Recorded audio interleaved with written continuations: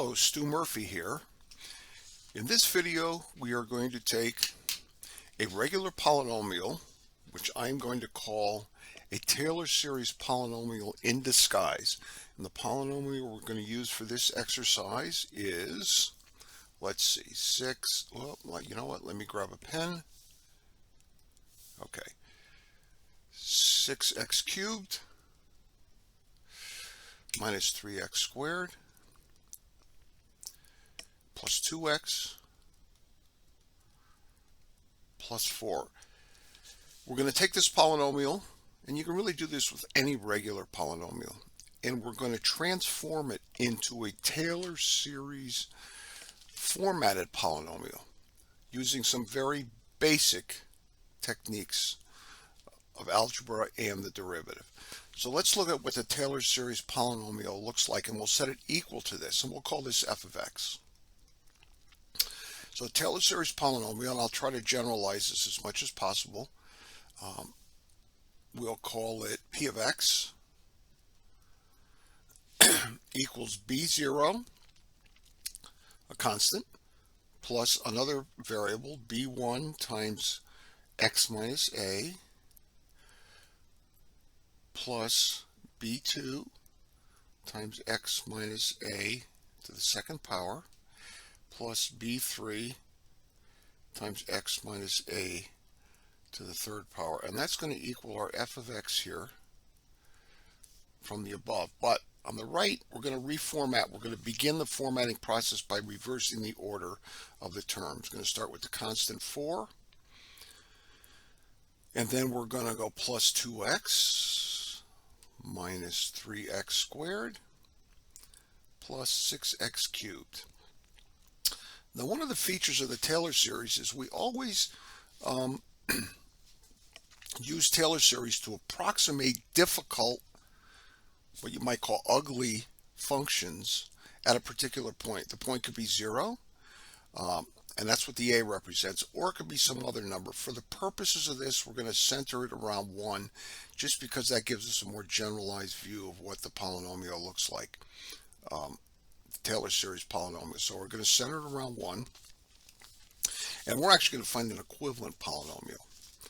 The truth is, we're going to use this same process of developing this to develop Taylor series polynomials to approximate those difficult functions. But fortunately, starting with the easy function, a straightforward polynomial, gives us a real sense of how this works. All right, so what I'm going to do is I'm going to say, okay, very good. So let's start with p of 1, and I'm going to center it around 1 because I replaced my a with 1, and in a minute you'll see why that works. So I have b0 plus b1 times 1 minus 1, because remember I'm replacing the x with 1, plus b2 times 1 minus 1 squared.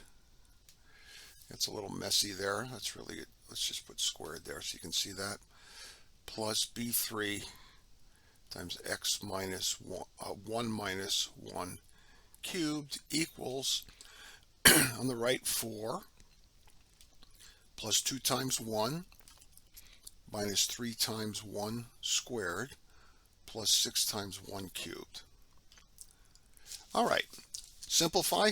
And the beauty of centering it around 1 and actually creating the equivalent polynomial at x equals 1, all of these terms drop out. 1 minus 1 is 0. And I'm simply left with b0 on the left side equals, and when I plug in the values of 1, I come up with 9 when I simplify this. So b0 equals 9. Let's put a line around that just to make sure that we've got that identified. Circle that. So I found my first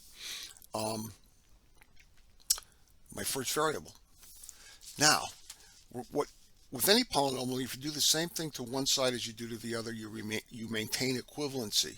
What we're going to do is take the same derivative on both sides, the derivative with respect to x on the left and on the right, and then solve for the next variable. So watch what happens.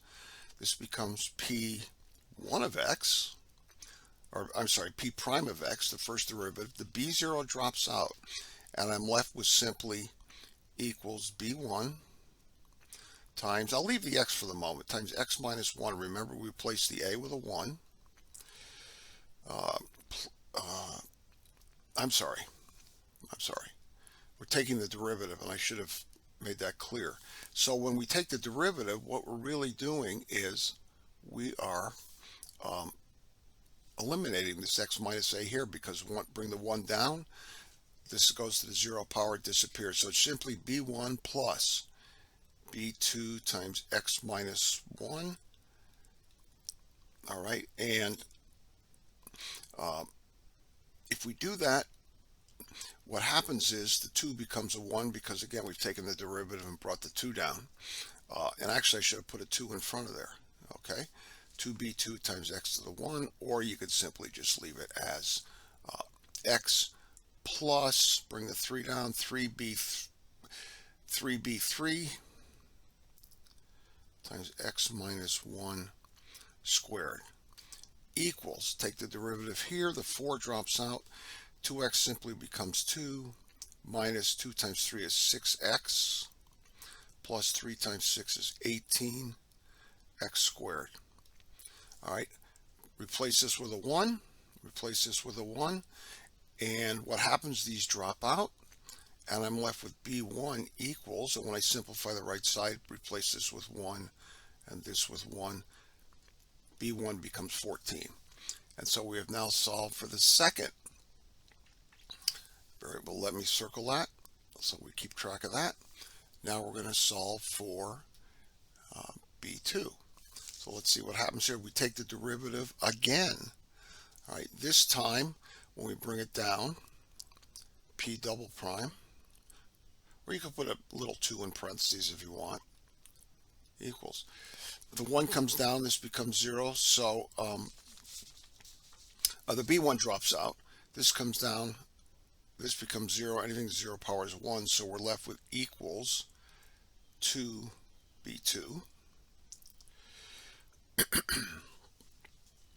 plus 2 times 3 is 6, b3 times x minus 1 equals, third derivative on the right side, I should have noted that, our second derivative, sorry, f double prime of x. We take the second derivative, we bring that down, and the 2 drops, the negative 6x simply becomes negative 6, and 2 times 18 becomes 36x. Okay, so we're getting somewhere. So now when I replace each of the x variables with 1, all we have left is 2b2 equals, negative 6 drops out. I'm sorry, the negative 6, 1 plus 36 is 36, negative 6 plus 36 is 30. All right, divide both sides by 2, and you would get, we know this equals 15, but interestingly enough, for the purposes of developing the Taylor series format, I'm going to leave this as 30 over 2, and you'll see why that is in a moment. So let's continue on the next slide, find the third derivative. So when I find the third derivative, what really happens here is that, let's see, grab a pen again, p triple prime of x. Well, on the previous page, the 2b2 drops out, the 1 comes down, and all we're left with 6b3 on the left side. So we have equals 6b3, and on the right side, 3. When we bring everything down, we have f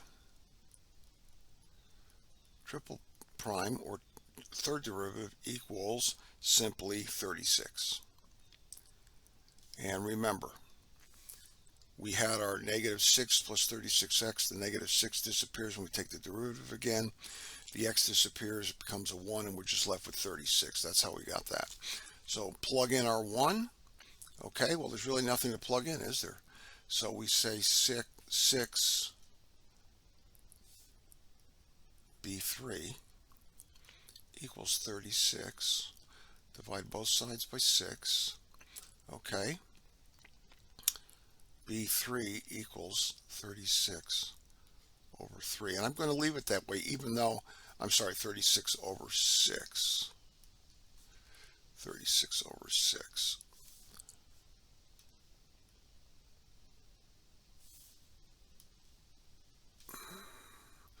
Sorry, folks, just trying to grab a pen here. 36 over 6. Well, of course, we know that equals 6, but I want to leave it as 36 over 6 for the same reason that I left 30 over 2. All right, so we have this B3 equals 36 over 6. So let's put them all together into our Taylor series polynomial. And I'm going to show you, I'm going to rewrite the general form. All right, so Taylor series P of x equals, remember, we had B0 plus B1 times x minus, in this case I'm going to leave the 1 because we actually created this centered around 1. Whatever you create, whatever you center the Taylor series polynomial, you want to replace that a with the 1. Or with whatever number you choose. It could be 2, it could be -4, but in this case we chose 1. B2 x minus 1 squared plus B3 times x minus 1 cubed. Okay, so now what we do is we replace. We know that our B1, remember, if you may remember this, so P of x, and it works for any x even though it's centered around 1. B0 was 9 plus B1 was 14 times x minus 1 plus B2 is 30 over 2 times x minus 1 squared plus 36 over 6 times x minus 1 cubed. And this could continue. If we had worked with a higher order polynomial, it could have been even higher. It could have been the nth derivative of f of x. So I'll say f of x, and this time I'll use an n because trying to put too many tick marks there. The nth derivative of f of x over n factorial times x minus 1 to the n. And you really can go as high as you want or need to. Now, the reason I converted this to factorial is actually what you'll see that 2 is really, we can consider as 2 factorial, the 6 as 3 factorial. And if you want to complete the sense of using factorials, the first constant is really 0 factorial, which equals 1.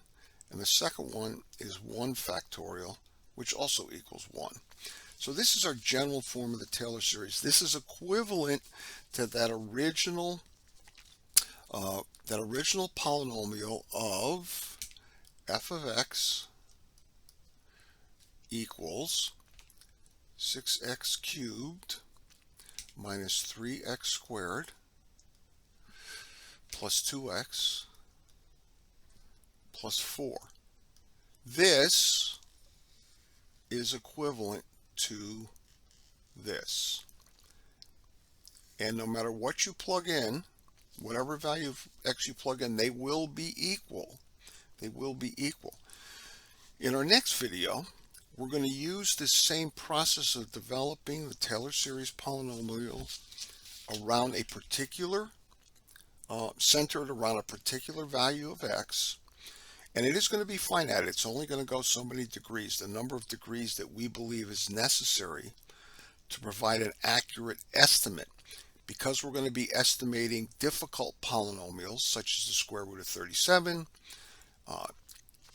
sine of 13.5 degrees, and so forth, we're really dealing with irrational numbers that only perfect at infinity. Well, we really can't approximate at infinity, so what we can do is approximate at some lesser degree, knowing that when we get to the right degree count, we're reasonably close enough to meet our needs. So that's what we're going to see in the next video. Stay tuned, and thanks for listening.